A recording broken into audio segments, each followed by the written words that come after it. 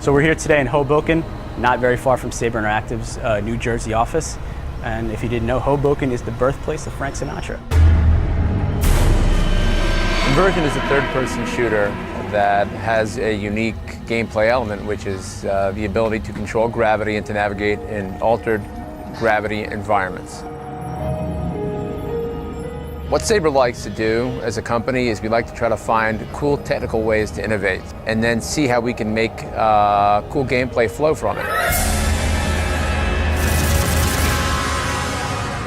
When we started designing Inversion, we wanted to take an already established genre and sort of put our own spin on it. So in the case of Inversion, we were really focused on utilizing physics, and in our opinion, the best way to utilize physics was through gravity control.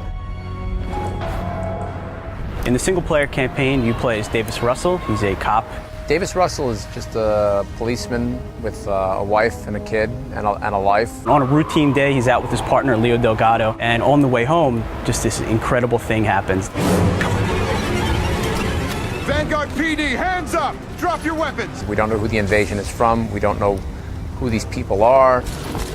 Citizens are running down the street, there's big explosions, they're just completely puzzled. Parts of the ground are being lifted up into the air, and we don't know exactly what's happening to the world around them as gravity starts to shift and change in strange ways.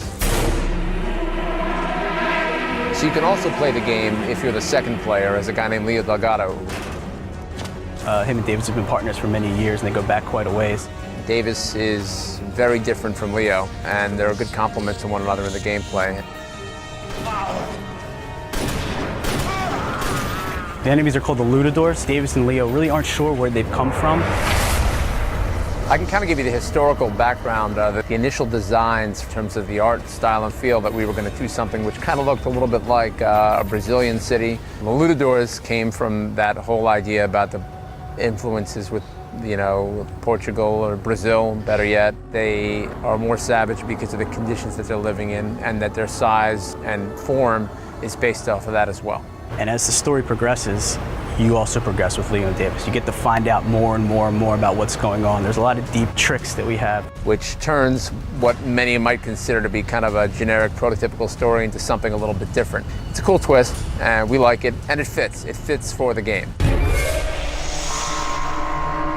Gravity as a weapon was just something that we thought would be very fun. In a third-person game, you have your guns, you have your grenades, you have all your standard stuff everyone's seen before. And we've used that as a springboard to explore the second element, which is really the core element of the gameplay, which is gravity. So what we thought of was this GravLink device. This GravLink device gives you the opportunity to do a bunch of different things. You can use the GravLink and shoot a projectile of low gravity, which will create sort of a low gravity orb. So you can increase gravity, making things heavier, making things collapse. Once things are floating in the air, he can actually use the same device to pull objects towards him, throw those objects to create destruction within the world using those objects, to pull enemies and do kind of cool melee moves on them, slice them in half, which is always fun.